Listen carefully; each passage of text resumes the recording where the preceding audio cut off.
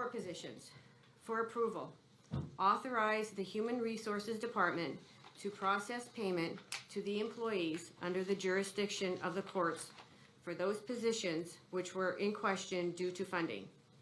Payment shall go through the regular payroll process at the rates approved at the annual salary board meeting of January 3, 2023, and retroactive to January 1, 2023. I'll make that motion with discussion. Second. All right, I think, our solicitor, gave us a little bit of an update on what the laws are. And I think for myself, I disagree with some of this. And, the motion that was passed at the annual salary board were for increases that were above the commissioner's proposed rate of the 2023 budget. The commissioner's proposed rates were presented at the annual salary board, and an appeal process would be set up in a few months to update job descriptions with possible outcome of pay increase if justified. The process was not used by the courts. Some of the other, most of them went through the process and okayed the proposal, but the courts did not do that.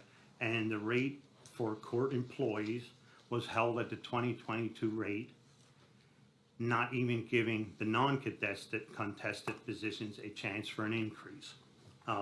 Currently, there is money in the budget, but to my understanding, it's due to vacant positions. Now, what's going to happen when them current vacant positions are filled? For example, 4 positions at $40,000 is an increase of this budget of $160,000. If this ripples across the county, just say 15, and we have more than 15 positions that are vacant. 15 positions at $15 an hour, $1,820 or 1,800 hours a year. That's $409,500. That will force us into a tax increase. I know there's some people that want to do tax increases, but I don't think we have to just on an issue like this. And I've been an advocate for the salaries all this time. I never said that anybody didn't deserve a raise. It didn't matter if they were making $11 or $40 an hour. I never said that. But the way that this is going to get straightened out, this system has been in place in this county for 30, 40 years, and it's time to change. And the biggest thing that can be done to this county is redo these job descriptions and give the people the proper pay that they should. And, you know, I just look at this now, we're looking at this, everybody always comes up here and they go, oh, the inflation is so high and what are we gonna do with our employees? Well, every week, somebody puts in that they want comp time, okay? I've been against comp time since I've been here. Any place I ever worked or any of my friends ever worked, when you worked over your time, you got overtime or either the time you were compensated. Now we're telling everybody that all of these people are so important, but we're giving them more time off. That's not giving them any more money in their budget. They're still making, if they're making $36,000, they're still making $36,000. If they would have, in fact, someone last week, I think they put in for 5 hours for 5 weeks, and we get this continuous. Wouldn't that be nice if them people had them hours paid for, that they can buy that tomato that they're looking for or that extra steak that they need? You know, I've never seen a system like this. And I didn't want to bring this up on how people are treated. And I've always tried to treat everybody fairly. It doesn't matter where I was throughout my life. You know, we got a good person here, and now we're picking on people that we're getting new in here. You know, the IT director didn't want to call me up because I advocated for him. He's a young person, and that's what we need, our young people to step up to the plate instead of putting them in when they're 60 years old at a position like this. You know, they have to step up. And, you know, he was denied overtime when he came in. He put all these times in. But the last director that was there, probably for 18 months, got overtime. And then we're looking at it, where are we not treating our people right? We've been doing it. I see that. And I want these people to get overtime.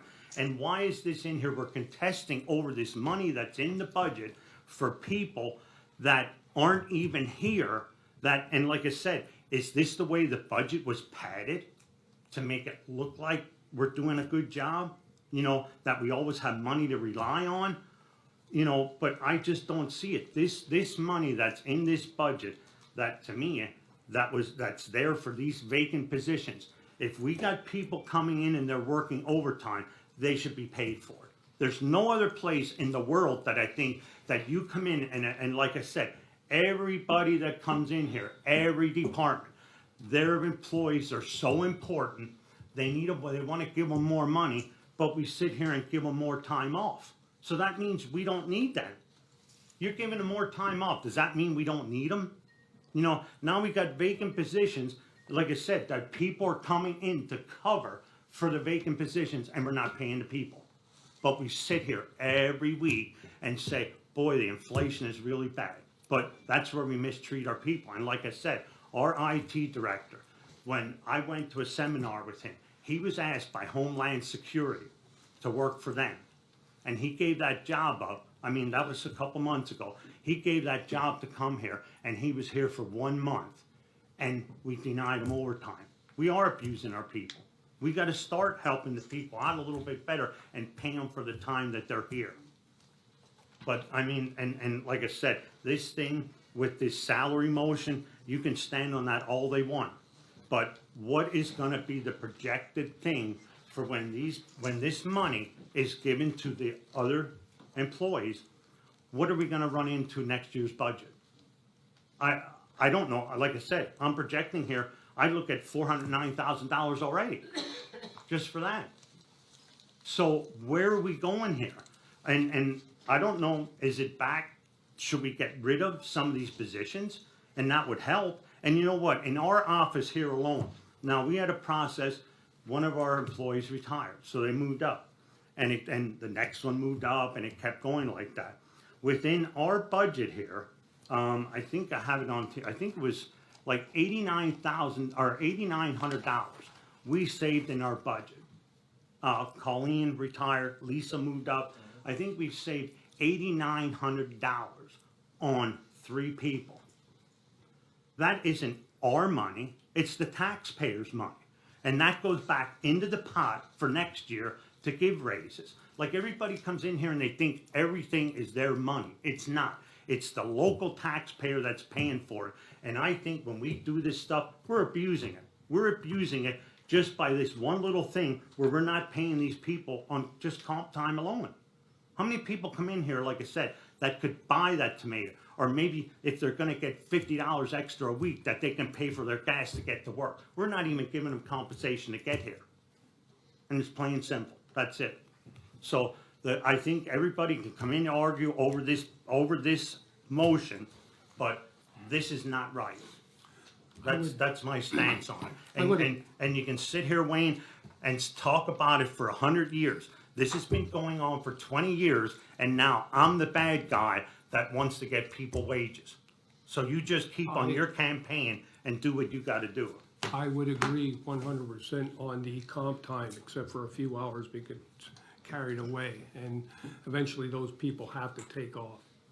But I remind you, you keep saying about the budget, and what was in the budget were the funds for the purchasing director in there for that 2057, and I agree that person needs it, as most the IT people, I agree 100%. And that IT person didn't only leave because of the money, they were treated the way they were attacked at a meeting.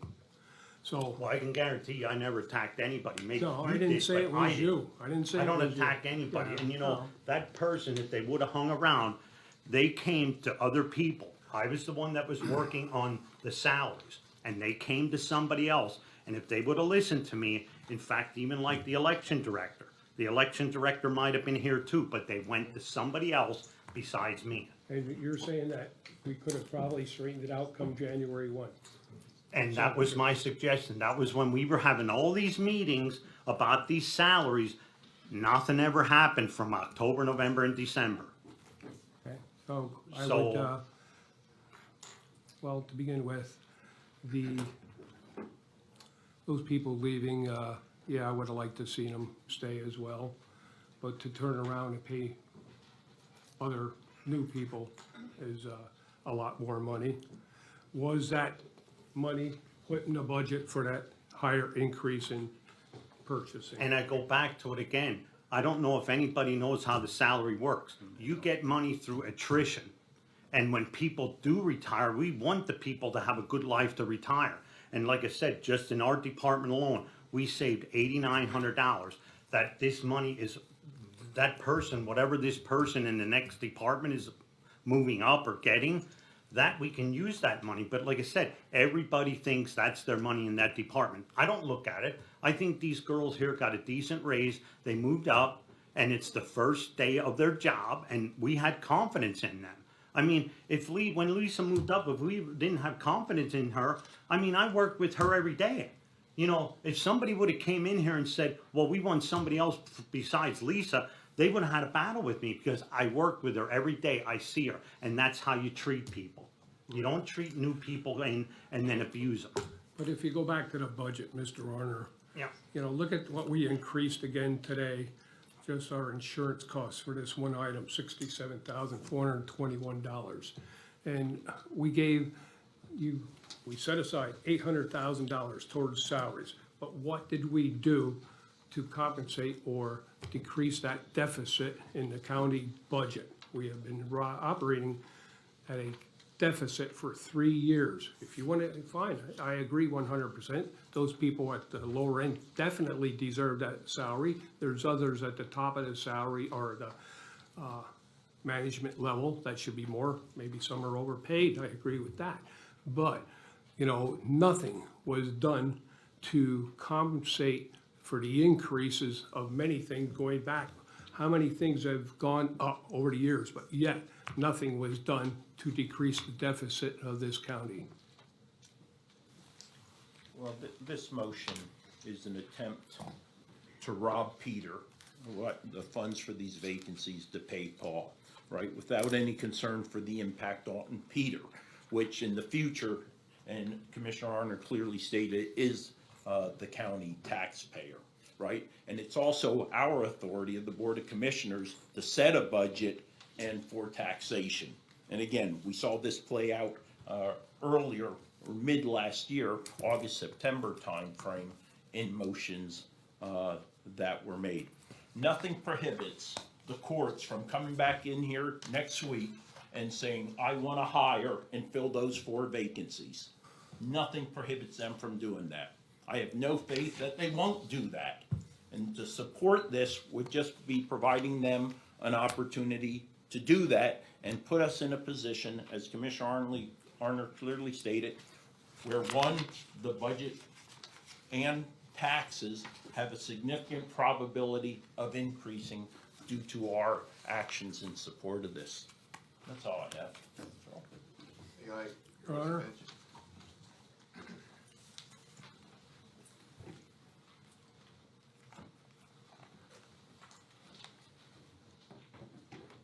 There are a lot of issues and questions concerning the budget, concerning what the county has done by the salary study, concerning how the county has decided to implement that salary study.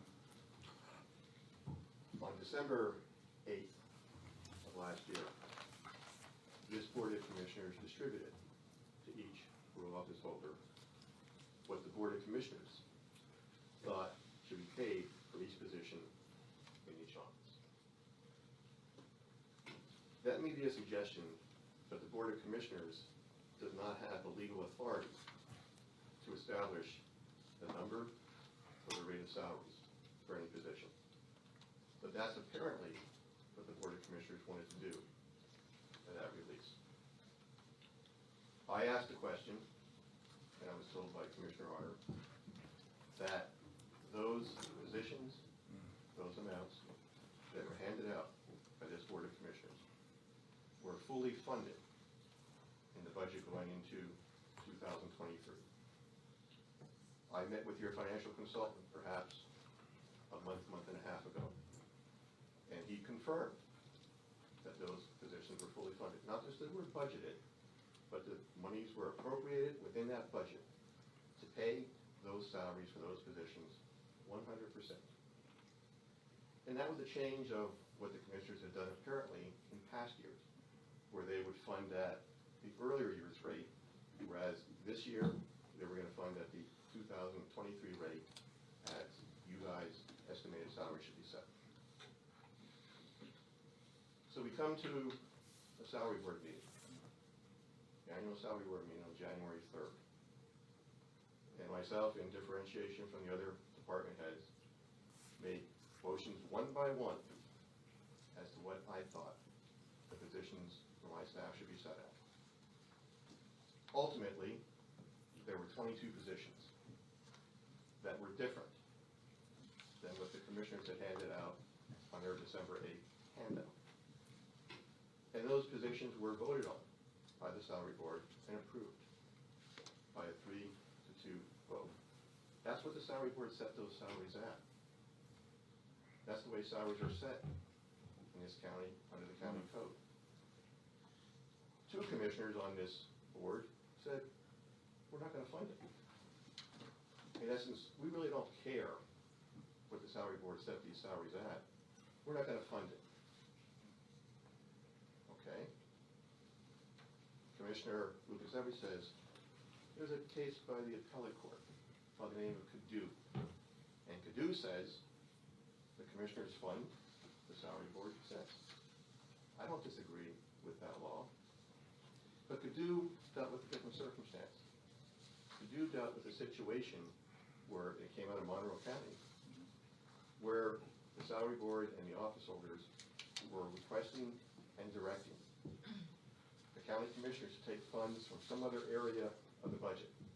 Not from salaries, from some other area. I don't recall what the other area was.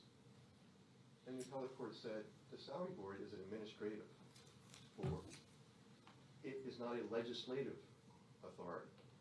It does not have the authority or the ability to require the county commissioners to take from somewhere else in the budget and place it where the salary board thinks it should be. That's not what we're asking for here. This board not only passed the budget, they appropriated the funds to fully fund the budgets of the salaries we're talking about. We're not asking you to take anything from anywhere else, other than we're saying you should apply the funds that you budgeted and appropriated for salary purposes to salaries. Now, I've met in addition with Mr. Weiss, who has confirmed, I believe, again at the meeting last week, that 2 commissioners were unable to attend, that due to the vacancies in the positions, due to the people who have left, who were at higher paid salaries, and left, in part, unfortunately, because county commissioners would not recognize their value and give them some additional compensation, there have been savings in the budget. My court administrator has computed those savings at close to $105,000 for salaries alone. I'm not sure what Mr. Weiss said the savings were, but the cost of what we're talking about, I'm not talking about hundreds of thousands of dollars like Commissioner Arter seems to be throwing around. The cost for these 22 positions, to pay them at the rate that the salary board approved, is $25,514.60. That's, on average, slightly more than $1,000 a position. A number of these positions, under what the commissioners handed out on December 8th, were getting nothing. Not a single cent for an increase in 2023. Some of these people have sat in office and been in those offices for 20, 25, 30 years. And this board said the fair thing to do in light of inflation at 9% is to give these people nothing. Is that the right thing to do? I don't think it is. Apparently 2 commissioners think it is. So, we know the salary board has approved it. We know the monies are already in the budget to pay salaries. And again, the excess savings already is far in excess of the $25,000. My current understanding of the law is that once it's been budgeted once it's been appropriated, the court has the right to require that it be used for those salary purposes. I've discussed the issue with your solicitor. I believe, and he'll have to speak for himself, that he agrees with that. I know that Commissioner Arner said we've spoken with your solicitor. I don't know what advice he gave you, that's between you and him. But I believe not only are the funds are there, the law says it should be used for these purposes. It's not gonna cost the county 1 cent. Even if we would fill these other positions that were vacant today, which is not gonna happen, because we don't even have the people who are willing to apply for them, given the salaries that are set. Even if we do it, people who are filled today are not gonna be given retroactive pay for time they weren't even here. Those savings are there for the year. They cannot be lost. They cannot be dissipated. They are there.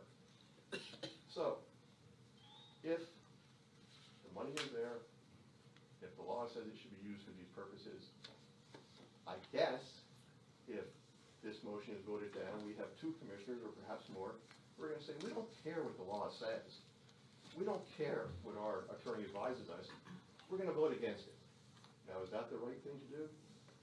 I think disrespect for the law and disrespect for what the law requires says a lot about the people who wants to vote against that. So all I'm asking is that you do the right thing. You follow the law. You pay people some fair compensation that was approved by the salary board. And let's get it behind us. We're not talking hundreds of thousands of dollars. We're talking, like I said, $25,514.60 for 22 employees. Of those 22 employees, 6 have already left. Why? Look at the salaries you set, and maybe they'll tell you what's going on. And I think this county needs to wake up and do the fair thing for employees. Commissioner Arner said, we want to respect our employees, we want to do the right thing. Let's do the right thing for 22 employees who you've neglected. Let's do the right thing. Thank you.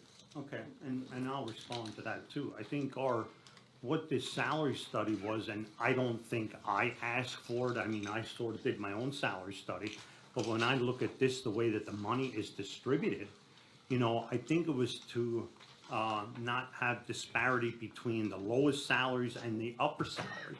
And I look on this here, this person here is gonna get $3.36 under this proposal. And then I look further down the line, this person gets 38 cents. So where is this being fair to any of your employees that are in the courts? When I see this, when I see people that all the way through the salary scale, even if they're, in fact, I think even one of yours in the courts, the proposal that we gave or what we sat down with, I think the one position that you had asked for $18.99 for that one where we had a little discussion for a couple weeks. That one actually got 22 cents more.